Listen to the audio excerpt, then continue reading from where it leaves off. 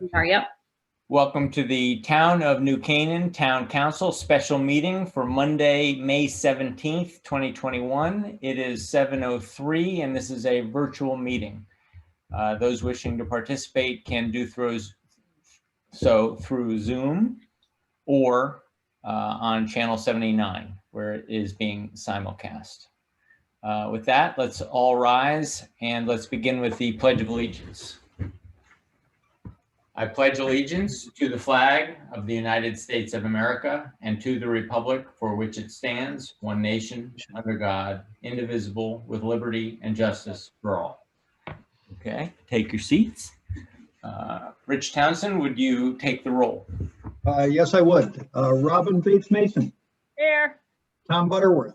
Here. Liz Donovan. Here. John Engel. Here. Sven England. Here. Mark Jimsky. Here. Steve Carl. Here. Mike Morrow. Maria Naughton. Here. Christina Ross. Here. Rich Townsend. Here. Penny Young. Not here. Okay, so we're missing Mike and Penny, but you have a quorum, Mr. Chairman. Excellent. Here comes Linda. Okay, so the meeting is called to order. So first order of business is the referendum date and hours to approve a June 2nd, 2021 between the hours of 12 p.m. and 8 p.m. as the date and time for a referendum on the following ballot question. Shall the action of the town council at its March 31st, 2021 meeting, which did not reduce the Board of Education budget by $463,337, be overruled and returned to the Board of Finance for reconsideration? Do I have a motion? I see a motion from Steve Carl. Do I have a second? Maria Naughton. Okay, do I have any discussion on the referendum date and hours? As a reminder, does anybody, Steve Carl, do you want to remind us why June 2nd was picked? Yes, so we actually had a call with our town clerk as well as the registrars of voters and selected that date. The last date available would have been Saturday, June 5th. So we wanted a date that was give them as much time as possible, that would net as many votes as possible. And the June 2nd date was what they all felt would be the best day and the best time.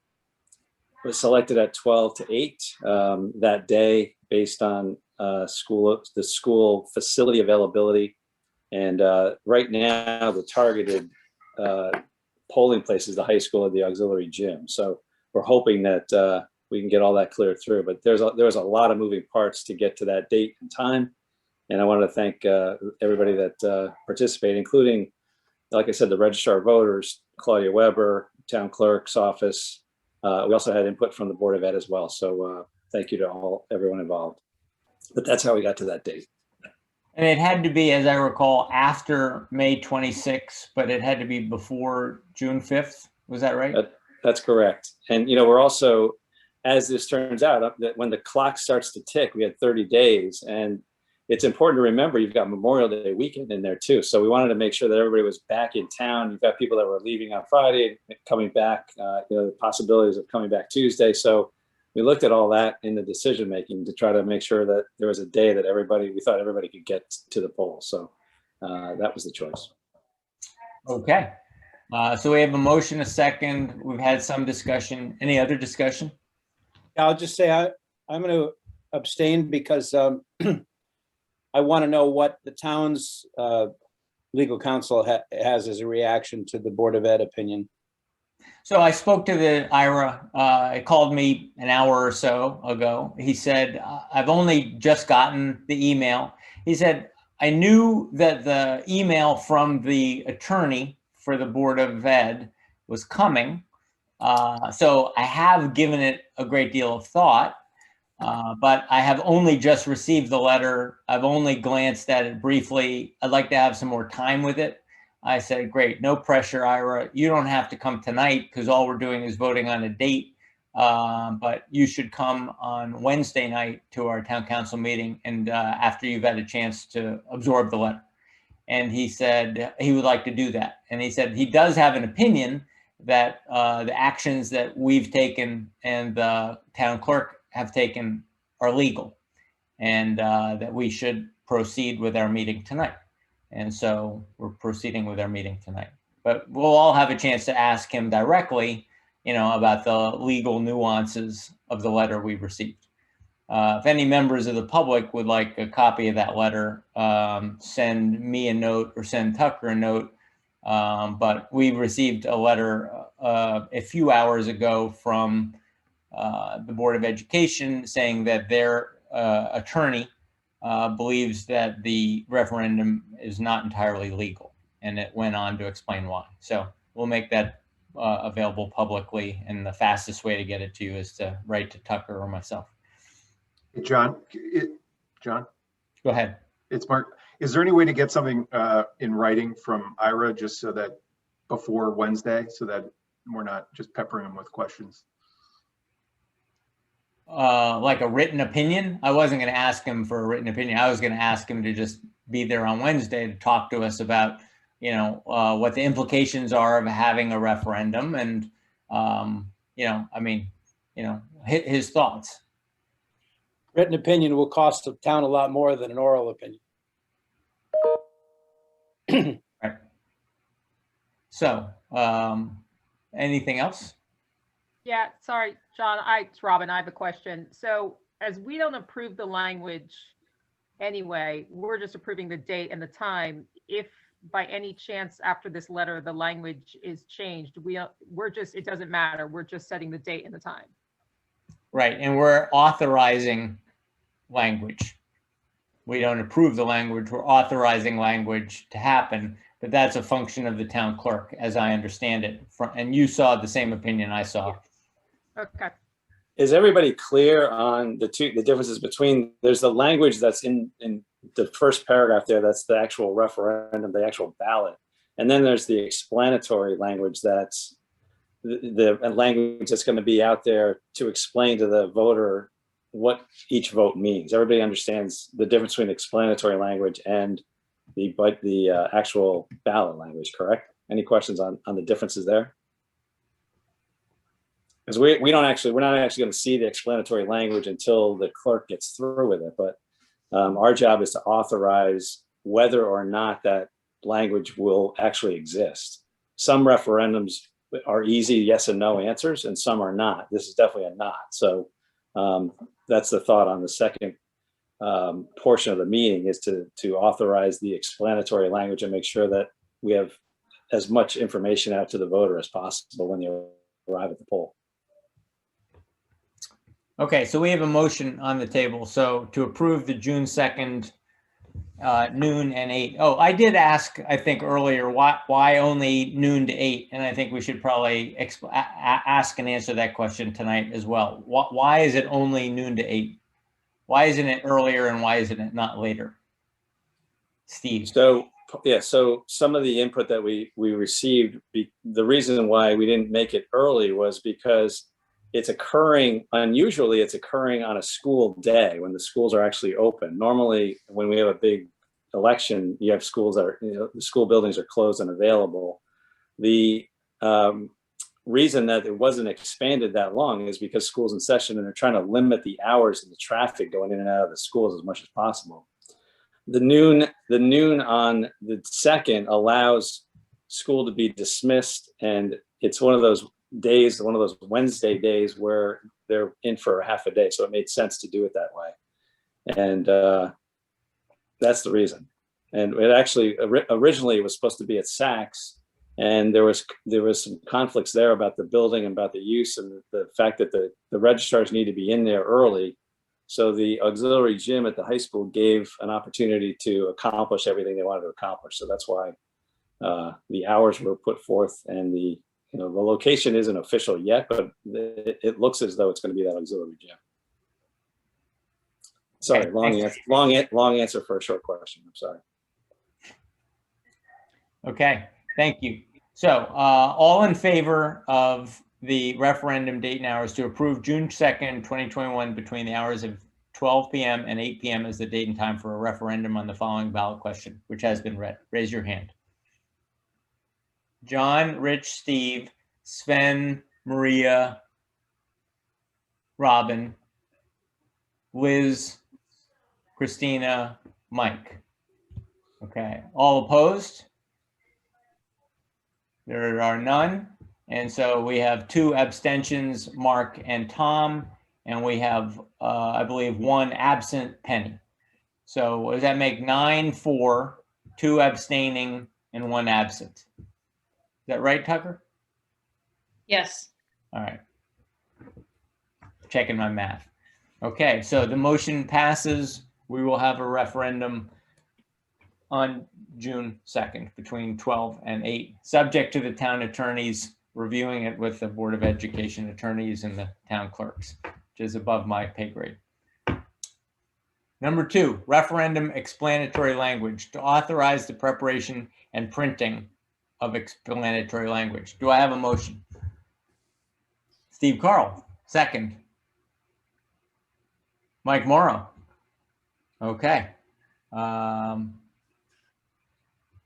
Is that the motion to authorize the preparation and printing of explanatory language, Steve? Yeah, that's the correct motion. As I said, we're not going to get into the language specifically. There is a draft being reviewed by the clerk's office, by the town attorney, by the Board of Ed attorney, and a working group, which included myself, Mike Morrow, and Tom Butterworth. So we've all sort of wordsmithed some of the language, but it's out there in draft form. So they'll figure out exactly what it's going to read, how it's going to look. And at that point, I've asked that it gets circulated to the council first so we can see it, and then it'll go out.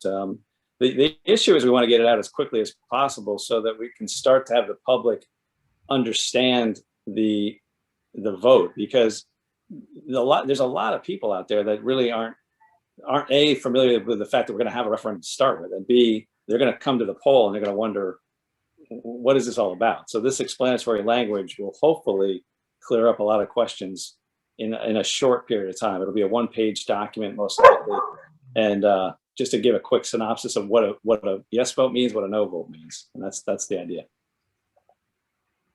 Excellent, thank you. And Does it, can I ask a question? Go ahead. Does it get published in the paper as well? Well, I was just about to point out that Grace Duffield of New Canaan Advertiser is in the room listening. So yeah, I hope that the New Canaan Advertiser and the New Canaanite cover this, help the citizens understand what they're voting for. And certainly the citizens are going to get out there and as they've been going door to door, and put out the, a better understanding of what we're voting on. There's no requirement. I don't think there's a requirement, if that's what you're asking, to publish the referendum language in the paper, but it would be a good idea. Yeah, and we'll want to get it up on the town website too, and make it very clear. Get that right out up front. So the first thing you see is that. That's, we really do want to educate the voters on this, because that's the whole point of explanatory language, and that's the whole point of having a referendum. You want the people to speak, and you want to hear what they have to say, and that's what we're going to do. All right, so we have a motion on the table. If there's nothing further, Robin. Yeah, sorry, I have a question. So our town attorney is saying that the language as currently presented by the town's clerk is not changing after the BOE letter. No, he's not saying that at all. Okay. He was opining on the fact that we could have a meeting tonight and set a date for a referendum. Right, but if we have explanatory language and if the language changes, how can we vote on what that language is? We're not voting on the language, not now, not ever. We're only voting on the town clerk's authorization to prepare language and print it. Okay. So Robin, they basically, the clerks promised to be as fair and neutral on this language as humanly possible. And we have to trust in the system and trust the way this is going to go. we've had, many people weighing in on it. And I think I really do believe that what I've seen, 99% of it is what you're going to see. So it's just a matter of wordsmithing it a little bit. Thank you. It's somewhat ironic that the town council does not write the language. It only picks a date. We don't write the language, and if the referendum is successful, we don't touch the budget. And if the referendum is not successful, we don't touch the budget. I mean, we don't really have a role except to pick the date, which is about what we're going to do now. And if the referendum is illegal and the town attorney, decides it's illegal and changes his mind, then they'll cancel the referendum. It will again have nothing to do with that. So I would say though that the town clerk, Claudia, has been very gracious and magnanimous in accepting a lot of comments and a lot of dialogue. So it's not that she hasn't had our input. She's had plenty of that. She's doing a great job. great. Yeah, and I want to make a point of thanking Claudia and Tom and Mike. I mean, we've had calls. We had a call on Sunday yesterday for an hour. So I mean, it was, there's a lot of work being put into this. So thank you to everybody that's participated so far. And it's the council basically, as we just said, we don't write the language, but there's plenty of input from people that have been concerned and have been very close to this from the beginning. So that's why having Tom and having Mike in there is big. And you're getting a very good representation by, two highly educated attorneys. I'm just along for the ride. Okay, we have a motion on the table to authorize and prepare and printing of explanatory language. All in favor, raise your hand. So John, Rich, Steve, Sven, Maria, Robin, Liz, Christina, Mike. Did I miss anybody? That's 9. They're all opposed. Okay, there being none. And that means that Mark and Tom are abstaining. So the vote passes 9 in favor, 2 abstaining, and 1 absent.